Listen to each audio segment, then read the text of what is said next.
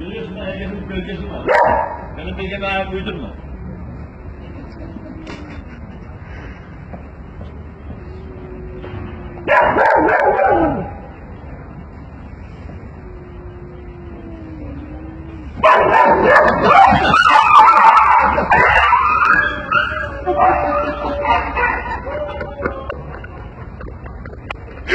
Böyle bir şey olmaz ya.